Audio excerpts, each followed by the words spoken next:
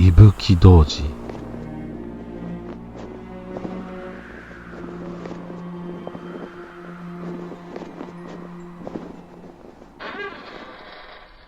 ともかくこのまま悲しみに暮れていればお命も危うくなってしまいますよ。悲しみが募り、月も満ち欠けを繰り返して月が経っていくばかりで、少しも心が晴れず、物思いにふけたまま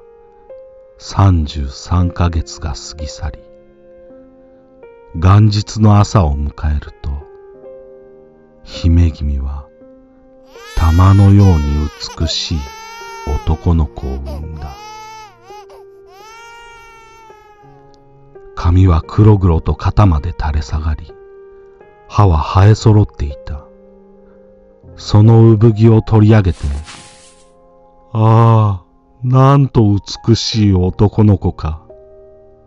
と言うと、目を輝かせて美しい顔立ちの小さく可愛らしい赤子が、父上はどこにいるのか、と恐ろしい声で言った。体内に3年間も宿っていたのだ。不思議があることはない。腹ばいの赤ん坊が言葉を話すようなものだ。と言って、この子の祖父にあたる大野木も、その奥方も、この子を大層可愛がって育てた。人々は、姫君が大きなお子をお産みになった、と囁き合った。噂は都中に広がり、老いも若きも男も女もただこのことばかりを噂した。この子は今に不思議な力を表してこの国に災いの種を呼ぶだろうと言って嘆き悲しんだ。この子は酒を大層好んで多く飲んだので、世の人々はこの子を酒呑童子と呼んだ。大野木は月影のように美しく、比類なき恐ろしい姿で、鬼神の化身でもあり、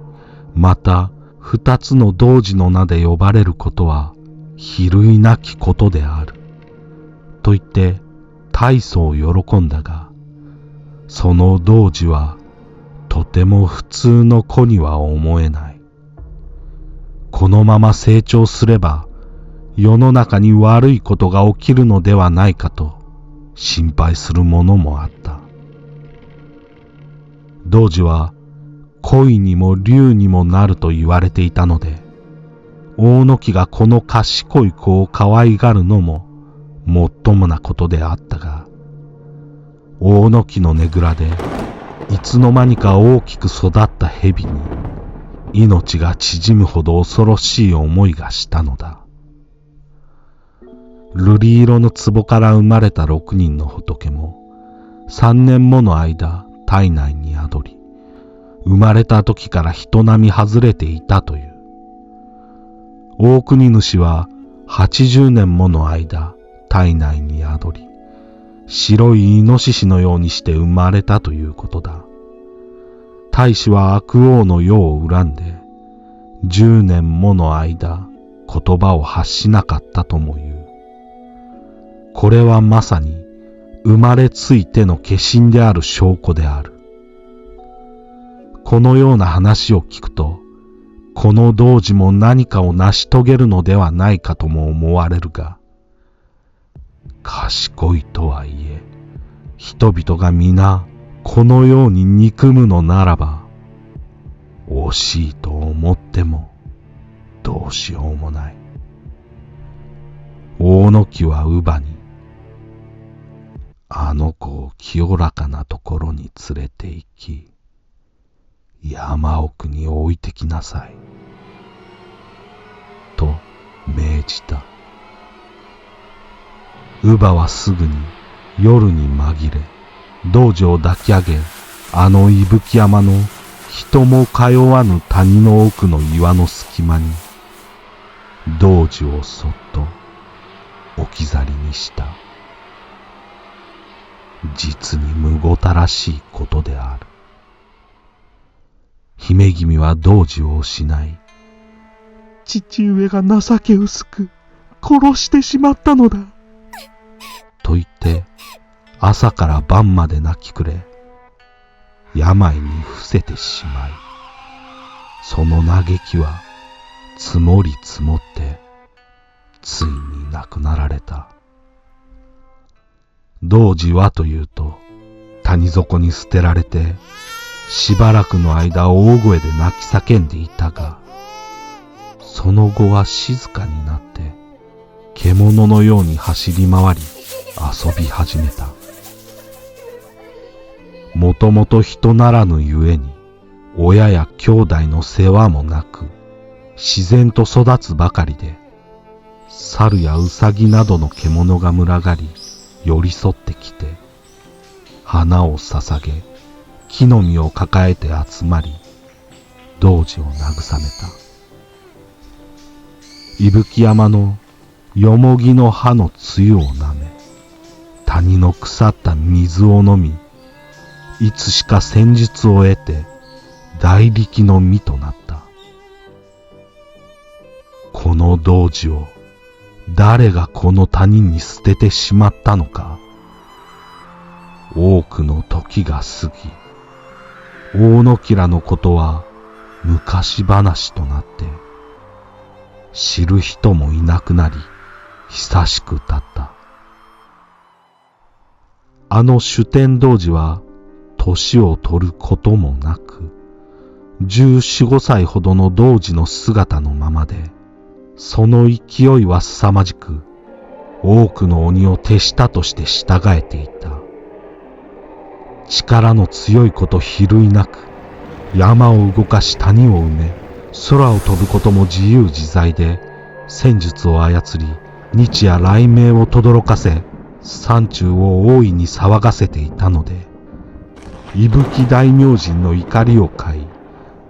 ここから早く出て行け。とせき立てられたので、童子は南の方へと飛び去った。そして、比叡山の東の峰の岩屋にしばらく居座っていたが、この場所には、夜ごとに天から神が降りてきて鎮座し、その威光が眩しく輝くので、童子はそれを恐れて逃げ出して、それから西の岩屋に移り住んだ。その頃、都は平安京に移されたばかりで、その鬼門にあたる比叡山には、悪鬼を重複し、五穀を祈る延暦寺建立の計画があった。そして、伝教大師最澄が比叡山にやってきたので、童子は高さ30丈ほどの杉の木に化けて身を隠した。最澄が根本中道を建てるために山に登りながら日の当たる場所を探していると、そこにちょうど良い大きさの杉の木を見つけたので、それを切り倒そうとすると、多くの鬼が集まってきて、それを妨げた。最澄は両手を合わせ、十方を拝し、ああ、苦しみを救う、三魔や三宝台の仏たちよ、我が願いを成就したまえ。と唱えると、山の東のふもとに、大宮権現が筑紫の国から疾風に乗り、光り輝く羽白となって渡ってきた。また、二宮権現も、東方遥かな浄瑠璃世界より、この峰に飛んできて、共に霊言を表すと、かの杉の木は一瞬のうちに枯れ果てて、どこへともなく消え失せた。こうして、最澄が延暦寺、根本中道を建立し、仏法を敷き広め、この山の端にあたる峰に仏像を並べ、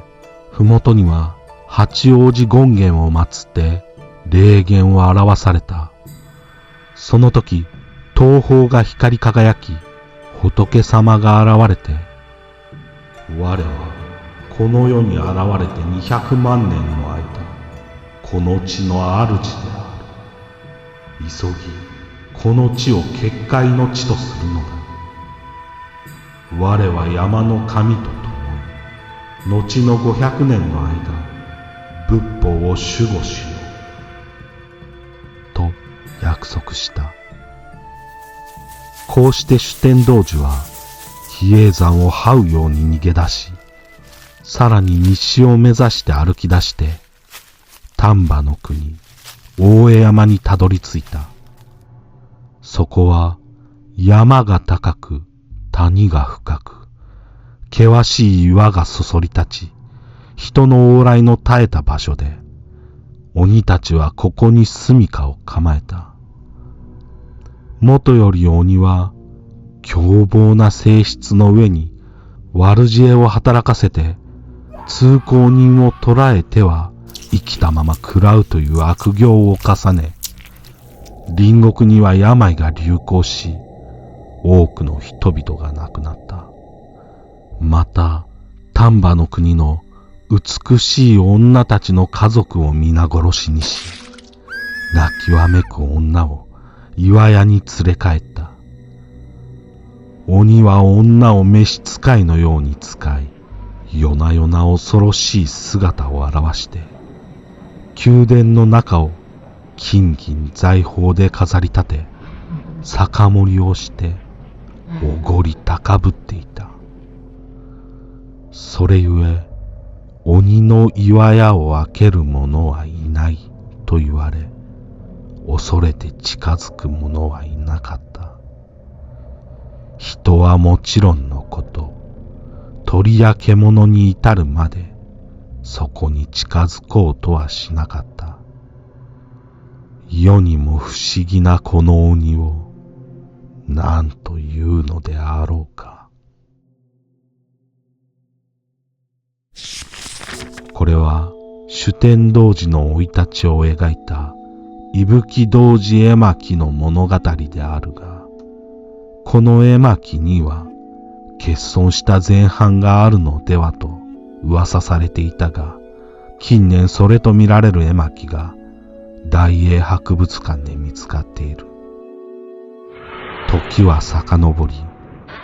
伊吹童子上。昔、近江の国伊吹山のふもとに伊吹の弥三郎という男がいた。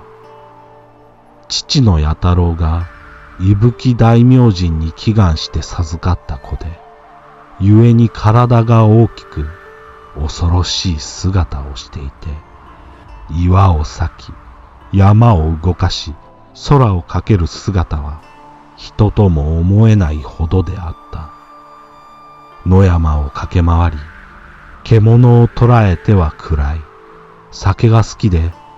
いつも浴びるほど飲んでいたので、皆は弥三郎は伊吹山の神の化身ではなかろうかと噂した。そのわけというのも、昔出雲の国に尾と頭が8つあるヤマタノオロチという蛇の化け物が住んでいた。長くこの地に住み、毎年人を飲み込んで、親を飲まれては子が悲しみ、子を失っては親が悲しんで、嘆き悲しむ声が止むことがなかった。ここにスサノオノミコトという神が舞い降りて、嘆き悲しんでいる老夫婦の神にその訳を尋ねると、今夜娘の稲田姫がヤマタノオロチに飲まれてしまうのだという。ミコトはそれを聞いて、それならば私にその娘を与えよ、オロチを退治してやろうと言った。老夫婦は喜んで娘を嫁にやることを約束した。命は柵を巡らせて、稲田姫に装束を着せ、清めた櫛を頭につけ、高い柵を作り、その上に寝かせた。棚の四方には火を焚き回して、火の外に8つの酒亀に8度蒸留した強い酒をたっぷりと入れて、オロチを待ち受けた。そうしているうちに夜が更けて、突然激しい光がほとばしり、雷鳴が轟いて、雨風が吹き荒れ、大山が崩れるようにして、ヤマタノオロチが現れた。8つの頭はそれぞれ大きな木のようで、角が生え、日光、月光のような大きな目を光らせて、その恐ろしいことは言いようもない。オロチはすぐに稲田姫を飲もうとしたが、火に目がくらんでしばらく戸惑っているようであった。その時オロチは坂亀の中に稲田姫の影が揺らめくのを見て、8つの頭を8つの坂亀に打ち浸して酒を飲み始めた。オロチがあまりに飲んでひどく酔っているところに、命が戸塚の剣を抜いて切りかかった。オロチは音を立てて崩れ落ちた。命はオロチを粉々に切り裂いていった。すると尾のところで白く光ったので、そこを改めて切り裂いてみると、中から不思議な剣が出てきた。この剣をオロチにはいつも暗雲がかかっていたので、雨の村雲の剣と名付け、アマテラスオオカミに献上した。このオロチはすなわち伊吹山の神そのものである。故に弥三郎は酒を好むのだろうと人々は言ったことである。そうして時は過ぎ、再び大和武の命という神が現れた。東国の蝦夷を征伐する将軍となり、雨の村雲の剣を賜って東へ下ると、蝦夷たちは計って草原に火をつけて命を焼き殺そうとした。命は剣を抜いて草をなぎ払い難を逃れたので、この剣を草薙の剣と名付けた。さて、スサノオノミコトが退治したヤマタノオロチは、秋の梅雨の下に消え失せて、長い年月が過ぎ去ったが、霊意が大きく、恨みを抱く念が深かったので、今度はヤマトタケルのミコトを殺して、昔の恨みを晴らそうと思い、美濃に通じる険しい山道で、20-30丈ばかりのオロチとなって横たわり、命が通るのを待っていた。命がここを通りがかってオロチを見たが、少しも驚きもせず、この地で害をなす神であろうと大声で叫んだ。するとオロチは怒り狂い、頭から雨を降らし、尾から雲霧を巻き起こして辺りを暗闇に包み込んだ。すると命はたちまちに酔ったようになって、行き先もわからなくなってしまった。なんとか山を降りた命であったが、これが元で、ついに伊勢の国でお隠れになった。そのたたりを成したオロチこそ、伊吹山の神であったのだ。このように恐ろしい神の申し子と言われた弥三郎であるが、野や山の獣を取って朝夕と暗い、獣を捕らえることができなかった日には、里の家畜の皮を剥ぎ取り、牛馬を撃ち殺して食らった。村人たちは後には人にも害を及ぼすだろうと言って皆土地を捨て四方へ逃げていったので、伊吹の里のあたりは人の住まない野原となってしまった。その頃同じ国に大野木という裕福な人がいた。多くの家来を従えた立派な人で、最愛の姫君が一人いて、美しく心の優しい姫君であった。両親はこれを良い人に嫁がせてやろうと心待ちに、16の春を繰り返し過ごし、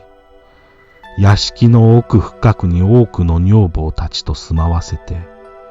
かりそめにも人に会うこともなく、月を眺め、花に戯れて毎日を過ごしていたが、この姫君のもとへ、夜な夜な通ってくる男がいた。昼夜傍らを離れず仕える女房たちも、奥方もこのことを知らなかったが、月はすでに満ち、命が宿って大きくなった腹を見た奥方や女房たちは驚いて、どうしたのですか？一体誰の子ですか？と尋ねると、姫君は、誰かはわからないけれど、背が高くて立派な方に見えました。と答えた。奥方は、これはきっと変化のものに違いありません。その恋慕う人の懐の裾にこれを縫い付けなさい。と言って、姫君に針と糸を手渡した。その夜、かの男がやってきたので、姫君は教えのままに男の懐の裾に針をつけた。翌朝、針から出た糸を頼りにたどっていくと、伊吹山のふもとにある弥三郎の家に続いていた。もとよりこの男はただの人ではないと聞いていたのに、さらにこのような不思議なことがあったので、もしや本当に神であるのか、と恐れかしこまった。大野木はこのよしを聞いて、どのように対処すればよいか、もしお心に背くようなことがあれば、必ず良くないことが起こるだろう。と言って、土産の魚と酒を姫君のところへ用意した。夜になって弥三郎が姫君のもとへやってくると、姫君は口を開き、この年月、固くちぎりを交わして、身重の身となりましたのに、あなたがその美しいお姿を隠しているのは情けないことでございます。と恨み言を言うと、弥三郎は、身ごもられたのは必ず心強くたくましい男の子であろう。我が身を隠しておれば天下を取るほどの力があるのだ。よく育てれば国の主となるだろう。我こそ伊吹の弥三郎である。と様々に語り、機嫌よく見えたので、大野木と奥方も出てきて、酒をもっと差し上げなさい、と言って、よもすがら酒を勧めた。弥三郎はあまりに酔って心も乱れたので、伊吹山へ帰っていった。近頃は酒を浴びるほど飲んでも、このようにひどく酔い乱れることはなかった。弥三郎はこの夜、寝床に入り、そのまま眠りについて、ついにそのまま目覚めることがなかった。大野木は、さては亡くなられたのだ、と言って野原へ送り、塚を築いて葬ったが、以前弥三郎はあまりに酔いしれて正気を失い、死んだと思って野原の塚に葬ったところ、千日という月日が経ってから酒の酔いが覚めてよみがえり、塚を壊して出てきたということだから、神通力を持ち合わせている弥三郎が今に酔いから覚めて塚を壊して出てくるかもしれないと思っていたが、ついにそのような沙汰もなかった。こうして生まれてくるのが伊吹童子であり、酒呑童子なのである。